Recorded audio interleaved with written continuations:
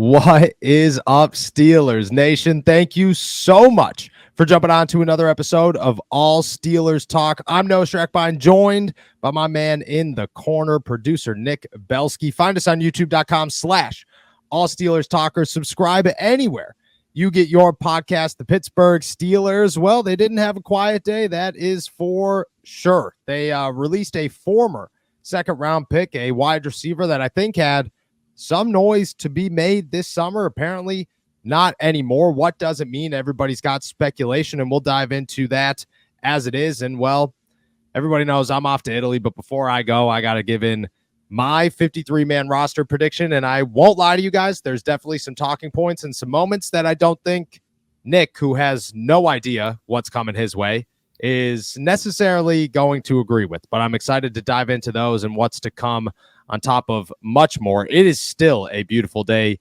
here in the Berg. For you guys who have not been following along or have not caught what has been going on, I am headed to my honeymoon for the rest of the week and next week. We will drop this episode today, and then it will just be clips and interviews for the next week and a half. We do apologize, but we don't want to put out stale content as we're off on the road taking some time away with friends and family. But we'll be back July 1st. Very excited to bring you guys everything we possibly can. Until then, beautiful day here in the Berg. How are we feeling, my friend?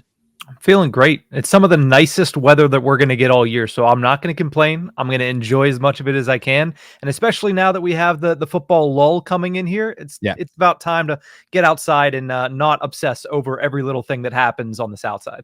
Yeah, that's definitely very true. What do you consider nice weather? Because it's 95 degrees here today. It's going to be 95 degrees here all week, and I'm not complaining. I'll never complain about the heat, but man, it's like you kind of just want to be inside AC weather, which is almost equal to its freezing cold weather. See, I always like hot weather anyway, so it doesn't matter how hot it gets. I'm somebody that literally went to 105-degree climate for his honeymoon, so I'm perfectly fine with the hot weather, and as long as it's not muggy. What do you do? Oh, nah, I'm good. That one stunned. I had no response to that. That one stunned me. No chance. Give me crisp, cool air. Doesn't need to be cold, but 95, man. I'm sure I'm going to get blasted in the comments, but no chance whatsoever. Let's talk about some Pittsburgh Steelers football. They did not stay quiet. We thought they were going to. Didn't know if we'd get anything to talk about today. We got one thing. Denzel Mims is on his way out. Former New York Jets second-round pick. Spent some time with the Detroit Lions last season, has yet to catch on in the NFL, signed with the Pittsburgh Steelers practice squad in October of 2023, spent all of last season since then on the practice squad, came into this summer with a ragtag group of wide receivers that you thought maybe there was some space for him to make some noise and see if there was a shot. He was a name I've mentioned a number of times on this show as a guy that I didn't know if he would make the 53-man roster. I wouldn't even guess that he would. But I wanted to see if he had an opportunity to. I wanted to see if there was something there that the Pittsburgh Steelers could latch themselves onto and make the most of during this summer. And when you're competing with guys like Van Jefferson and Scotty Miller and Quez Watkins and Marquez Callaway, you kind of feel like you got an opportunity as a second-round pick, a very physical wide receiver, and he definitely looked the part at times, but he is on his way out. I think a bit of a surprising move led to a lot of speculation when it came to the fan base and what the Pittsburgh Steelers are going to do and why they randomly created a roster spot moving forward. We'll dive into that in a second here, but first I want your reaction. Middle of the day news, according to NFL Network, the Pittsburgh Steelers have let go to Denzel Mims. Yeah, whenever I saw this move come across the wire, I was like, well, okay. I mean, I guess they have somebody who they have their eyes on. That doesn't necessarily mean, as we'll get into, an individual that has certainly been the cause of speculation around the NFL all week long, but it just means that he was on the bottom of a totem pole that has been very, it has fluctuated a lot because there's a lot of names on that list that they basically said, whoever's the best we're going to keep, and whoever's at the bottom of that totem pole is probably gone. And it just ended up being Denzel Mims. Yeah, I agree. I thought I was a bit shocked that he was dead last, on that totem pole. I mean, there's a guy, I want to say his name's Jalen Camp. I don't know. I know his last name's Camp. I know his number's 85. I know he makes some plays from time to time. I thought he was last on the totem pole. I did not think Denzel Mims was last on the totem pole. Thought Des Fitzpatrick could have been last on the totem pole.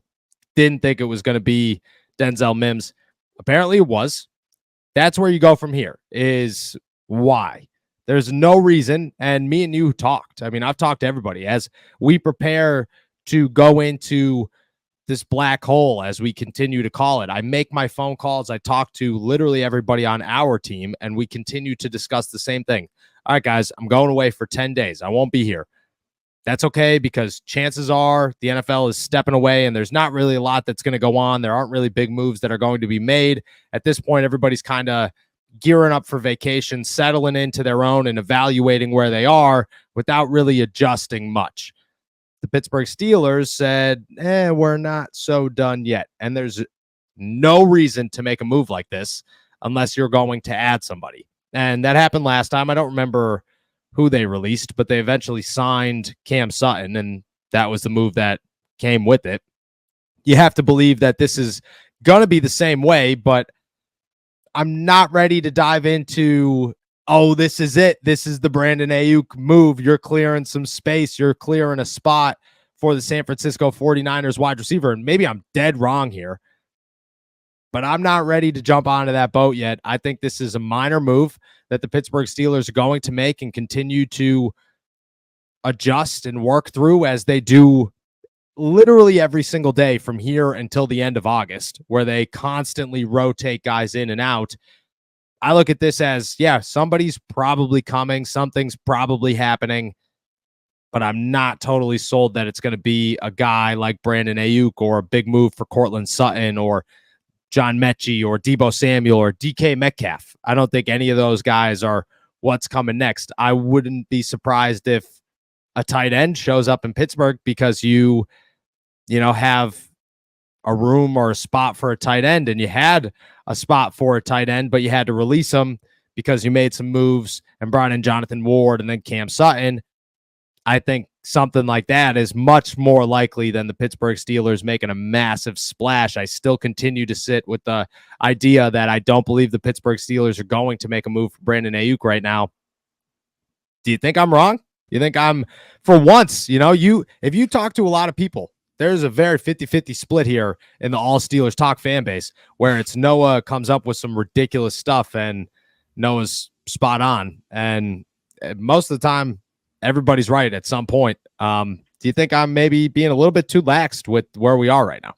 I don't know, because I saw all those Brian Windhorst memes. Now, why would they do that? And honestly, I don't think it's a coincidence that the UFL season also ended last week and the Steelers wanted to have a roster spot opened up. So there might be a connection there. Again, that's just me putting two and two together, and it might not be what's actually happening, but I feel like that has something to do with this as well. And whenever I look at what that actually is, cutting a guy like Denzel Mims, to me, that is less indicative of a move than whenever they cleared out Alex Highsmith's cap space right before the draft. Nothing happened back then, so I'm not going to jump to conclusions with something like this now.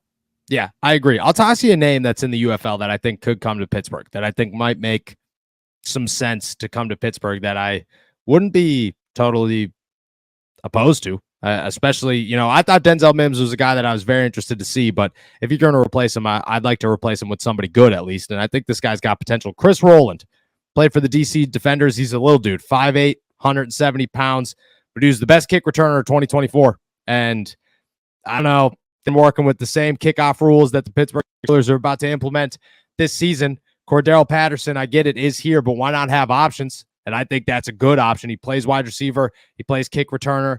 At bare minimum, come in here and teach everybody what's going on. Be a set of eyes that has already done this, a skill set that has already worked in what is happening. And at the same time, Cordero Patterson didn't do much during OTAs and minicamp. I don't know what's going on there, but if something is going on there, maybe have some experience. Chris Rowland is a name I've had my eye on. And I think he makes some sense, man. I think he makes some sense. I'll toss you another name too, if we're going to toss wide receivers out there that I think they could sign from the UFL, because I like your thought when it comes to this. Tyler Vaughns, former Pittsburgh Steeler, former USC stud. This dude was hands down the best training camp wide receiver I have seen in years. He did things. I was so shocked when he didn't make the roster. It was nuts. I get it that it was a bit of a loaded wide receiver group, and he was right there at the end. For him not to get an offer anywhere afterwards, for him to have to go to the USFL at the time and now the UFL, shocked me because this dude was good. And I think the Steelers really liked him. He was a good kick returner, a good punt returner, and he could be a gunner. I don't know. I like both of those names. Chris Rowland, you think that's I think that's the more realistic of the two. You think that's a possibility? You think they could be looking a little Cordero Patterson competition here?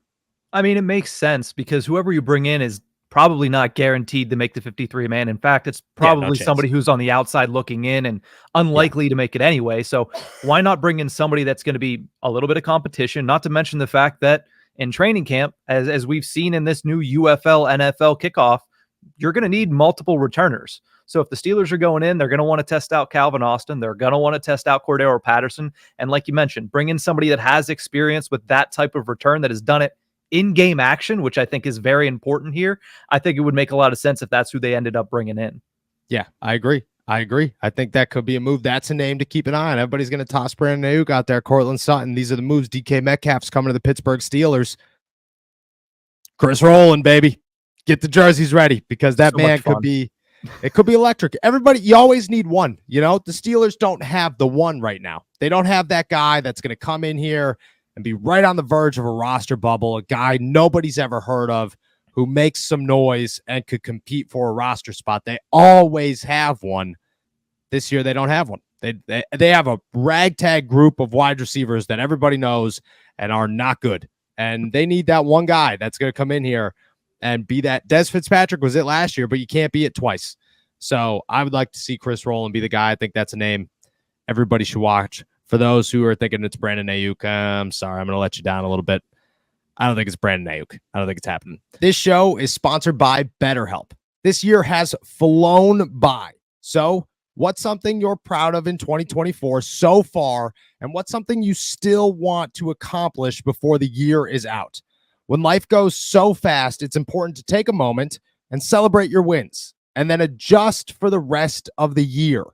Therapy can help by taking that stock in your progress and setting yourself up to achieve goals for the next 6 months. I've gone to therapy for years, and my experience has always been somewhat the same. I go in there with the intention of bettering myself, digging through issues that I believe I need to talk through, and at the same time, setting myself up to achieve and become a better person. And I truly believe that over the years, slowly but surely, therapy has helped me do almost everything I have set out to accomplish and achieve during my time in those sessions. If you're thinking of starting therapy, give BetterHelp a try. It's entirely online, designed to be convenient, flexible, and suited for your schedule. You just fill out a brief questionnaire and get matched with a licensed therapist and switch therapists anytime for no additional charge. So take a moment. Visit BetterHelp.com/allsteelers and you'll get 10% off your first month. That's BetterHelp, HELP.com/allsteelers. Let's transition. Let's dive into something a little bit more fun. We are in the abyss. This is the black hole. There is nothing in front of us, a lot behind us, plenty to come in the future. In that sentence, with that being said, I decided that today I'm dropping my 53-man roster prediction. My first one of the season, actually. And they're always exciting. You know, they're more exciting when you get closer. And to be honest, most times things change dramatically. But with the Pittsburgh Steelers right now, it kind of feels like there's not going to be much change. I'll give you 2 or 3 as we go through them that I think could see some change when it comes to this position group or that position group. But for the most part, I have my eyes and my heart set on a lot of what could happen with the Pittsburgh Steelers. Let me run this through you real quick. With the quarterbacks, I think this one's an easy one. Russell Wilson, Justin Fields, Kyle Allen. I'm sorry, John Rice Plumlee, man. I would love that man to make the 53-man roster. It is not going to happen, but he is so much fun to watch. And if I had to predict the 16-man practice squad, he is the first person that I am putting on that practice squad, hands down. Number 2 at running back, Najee Harris, Jalen Warren, Cordero Patterson. which I think is a sound 3. I'm not ready to put a guy like Aaron Shapklin in there. I'm not ready to put a Dejon Edwards in there. I think you got to hold off on that a little bit, but I think those are the 3. Connor Hayward at the fullback, which opens up a spot for Rodney Williams at tight end. I go Pat Freiermuth, Darnell Washington, Rodney Williams. I think those 3 are guys that were there last year. Rodney Williams is going to earn himself a spot because he's a good special teamer, and if he could stay healthy this summer, then I think he's a dude they'd like to rely on in 2024 as just that third bottom of the line tight end who could step in when needed. And with Darnell Washington's knee issues, I think that's a good move for them. At wide receiver, the big position, the position everybody's wondering about what's going to happen, how is it going to go down. This is the first, I think, plot twist we could say that I have in this group is George Pickens, Calvin Austin, Roman Wilson, Van Jefferson, Scotty Miller makes it over Quez Watkins and Marquez Callaway. And then I have another name coming in here that is to be determined. We'll stop there for a second. To be determined wide receiver, no Quez Watkins, no Marquez Callaway, no Dez Fitzpatrick. It is Scotty Miller who makes it over. Am I speaking a little bit of nonsense? He looked pretty good at minicamp, man. I mean, Scotty Miller, to me, feels like an Arthur Smith guy, right? He's got a little bit of gadget in him. He's a deep ball threat. He's somebody that, played the game with a mental side of things with a guy like Tom Brady, could probably succeed with another potential future Hall of Famer and Russell Wilson. So it's not out of the realm of possibility. I don't know. It's not too surprising because you're putting him over Quez Watkins. Like, it's not like you're putting him over a rookie that is, has some draft stock. It's not like you're putting him over somebody that has a bona fide record in the NFL. Like, Quez is Quez Watkins. We've seen what he is. And at this point, it's just a matter of who performs better. There's not going to be any preconceived notions. Nobody's going to have a leg up because of relationship versus the other. So it's just a matter of who performs better at training camp. And if you're telling me that Scotty Miller outperforms Quez Watkins at training camp, I'm going to tell you, okay, I could definitely see that happening. Yeah, I think he's looked good. He's looked consistent. I think Van Jefferson is an easy lock there. But to be honest, I think Quez Watkins looked better, but Van Jefferson's he's a Super Bowl winning veteran. You keep those guys just because you need those guys. You need that mentality, especially late in the season. I think Van Jefferson makes it over. And then the outside, I don't even think at this point that's a question. Like, if anybody's sitting here coming up with a 53-man roster prediction who doesn't have an outside wide receiver, you're putting way too much stock in guys who don't deserve stock. And that's an issue. So I'm going outside wide receiver. Feel good with those. Offensive tackle. This is position 2 that I believe might have some question marks. Broderick Jones, Troy Fautanu, Dan Moore Jr. makes it over Dylan Cook. A lot of people are saying Dan Moore Jr. is on his way out. Dylan Cook could make that roster. I think that's a definite possibility. But if we look at the team today, as we stand here currently, Dan Moore Jr. is my starting left tackle for the Pittsburgh Steelers, and Broderick Jones is my starting right tackle. I don't feel great about that. I don't wish that was the possibility or the expectation right now in my head, but it's just the truth. Troy Fautanu didn't look the greatest during minicamp or OTAs. Dan Moore Jr. looked totally fine. He looked like Dan Moore Jr. And Broderick Jones looked like Broderick Jones. And because of that, I don't think that Troy Fautanu is my starter right now, and you're not going to get rid of Dan Moore Jr. if he's your starter. So I'm going Dan Moore makes the 53-man roster, starts over Troy Fautanu. I don't know. Yes, no, maybe a little bit. I actually want to counter with a question here. Okay. Last year at this point, would you say Broderick Jones was further ahead or behind where you see Troy Fautanu right now? But further ahead, much further ahead. And he didn't start week 1. Yep. So at the end of the day, that's what kind of, to me, that's whenever I look at it and I say, all right, well, this is the Steelers we're talking about. Joey Porter was clearly better than Levi Wallace. Broderick Jones was clearly better than Chuks Okorafor, even at right tackle. Even if Troy Fautanu comes out and looks like a stud early in training camp, there's a chance he doesn't start week 1. So not surprised in the least, especially when you consider the best backup they have, even if he can only play one side, is Dan Moore. Yep, I agree. It's Dan Moore Jr. I like the question there because it brings up a good point. Broderick Jones did look a lot better than Troy did at this point, which was early, but you kind of just saw that he was ready to go. There was already an argument to be made. There's not one right now when it comes to Troy. Maybe there will be by the end of training camp, but for right now, you cannot make that prediction. We can continue down the line here. Isaac Seumalo, James Daniels, Mason McCormick, Spencer Anderson make it at guard, and then Zach Frazier, Nate Herbig make it at center. Spencer Anderson's kind of like a do-it-all kind of guy, so I feel like he has to make the roster. He would make the roster either way, but I feel like he allows you to keep only 3 offensive tackles and him somewhat be the 4th while you keep Mason McCormick and Nate Herbig. On the defensive side of the ball, this is the first big one I think I have here. Cam Hayward, Keanu Benton, Larry Ogunjobi, Dean Lowry, Isaiah Loudermilk, and Montravius Adams make it on the defensive line. DeMarvin Leal, man, on his way out. I don't see him making the team, whether he's traded or cut or however that goes down. I do not know. But there's just a lot of guys right now, and you go into, I mean, look, when you make this 53-man roster prediction, you write everybody down. You finish it. I think I finished it with 56 guys, and you have to trim. You have to get to 53. DeMarvin Leal was one of those 3. And I think he's one of the last ones in, one of the last ones out, but I think you move on from him. You trade him, something, but he's my odd man looking in on the defensive line group.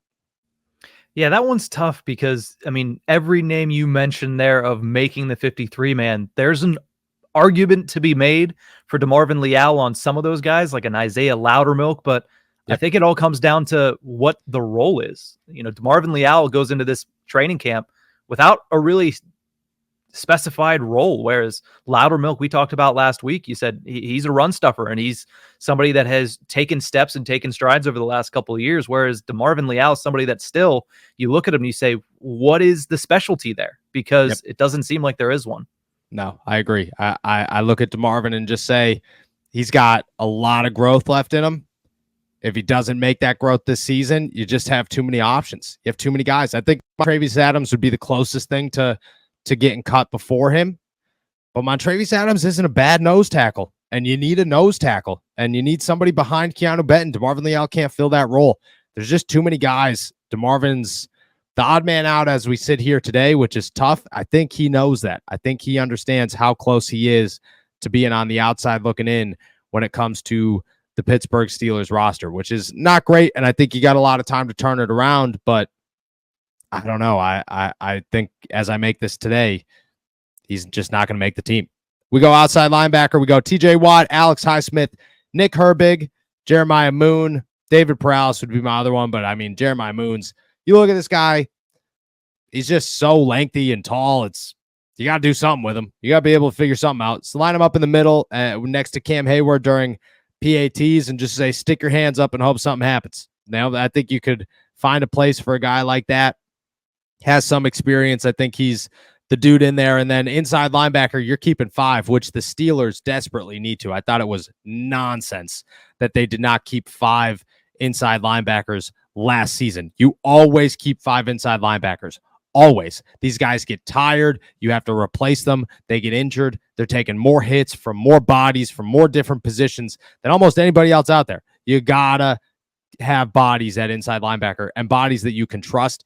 The Steelers, I keep 5 of them this year. Patrick Queen, Cole Holcomb, Landon Roberts, Peyton Wilson, and Mark Robinson. We jump into cornerback here. Got a little tough.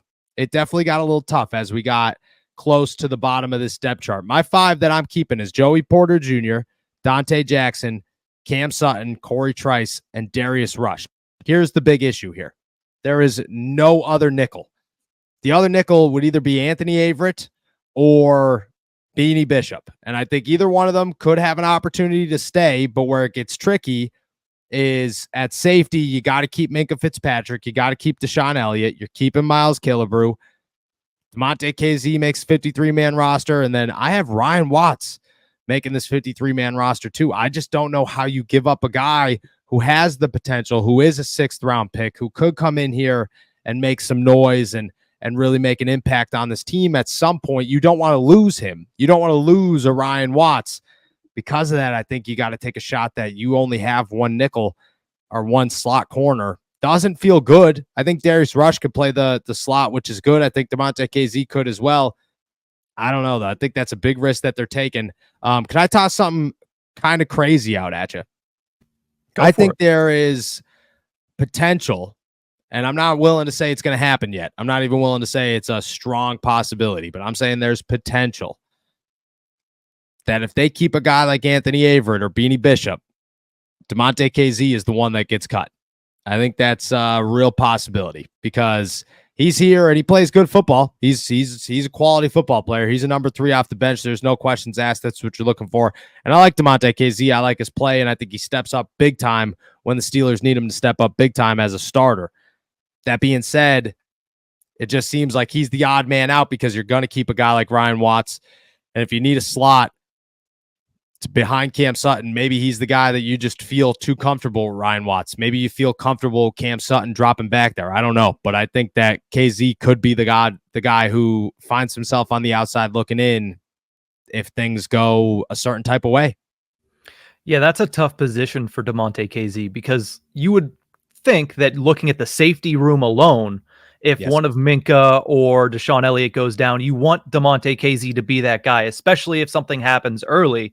You want him to be that guy because he has the experience versus bringing in a guy like Ryan Watts, who's a little bit more of a project early in the season. But it gets tough when you look at that nickel position. Last year, they had Chandon Sullivan, they had Elijah Riley, and while they weren't, Pro Bowl options, they were nowhere close to Pro Bowl options, but they were guys that could play in multiple different positions, and it made you feel okay because you had the backups at those other positions if need be. But with KZ, that's a tough spot because, you mentioned it, you have guys like Darius Rush that can fit into that slot, and you don't want to lose a guy like Ryan Watts. So I'd be surprised if they got rid of KZ, especially considering how everybody felt about him in the locker room last year when he returned for the playoffs. But that is going to be, like DeMarvin Leal, he is going to be fighting for his job throughout the entirety of his time in Latrobe. And, I don't see it happening personally, but I don't think it's out of the realm of possibility. Yeah, I think as we sit here today, I'm not a DeMonte KZ is on his way out guy. I don't think I'm anywhere near that. But I don't think he's as safe as people want to say he is. I don't. I think there are a lot of options out there for the Pittsburgh Steelers, and they just might find themselves in sticky situations. Ryan Watts is the guy that, and Beanie Bishop are the two that are going to push and drive something here. I don't think Anthony Averett did not impress me during minicamp. Not enough to be like, it didn't impress me to the point where the Pittsburgh Steelers went out and got Cam Sutton. They're like, all right, we've seen 4 days of this guy. Sounds good. Cam, come on back. That's what they've seen. If they got to prepare for another slot, somebody out there, I don't know. Maybe KZ's the guy. And maybe that's how, I don't want to say saving grace, but maybe that's the reason that they have zero intentions of cutting him. But if Cam's not dealing with a big suspension and they need another slot guy and Ryan Watts looks decently impressive enough to be that safety 3, I'm not going to rule it out, man.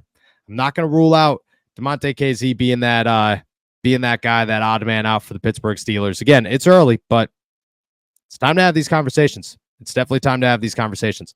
On special teams, obviously the big 3, Chris Boswell, Cameron Johnston, Christian Kuntz, even though Matthew Wright, man, looks pretty all right. Always looks pretty all right. Like Matthew Wright, but you're not getting rid of the Wizard of Oz. It's never going to happen.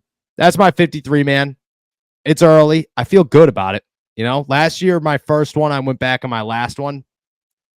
Outside of some big injuries like Corey Trice, I was pretty spot on. And that's where the Steelers typically are, is you could kind of tell early what this team's going to look like because they look good. I don't know what it is about the Steelers training or mini camps and OTAs, but you kind of get a vibe of what's going on and who's ready to play and who's not ready to play. I think this year the big names who aren't ready to play are potentially Beanie Bishop, potentially DeMarvin Leal, and guys who are ready to play are, I don't know, the Ryan Watts and the Darius Rush and Corey Trice and Peyton Wilson and those kind of guys who are going to come in here and make some noise. And the Scotty Millers.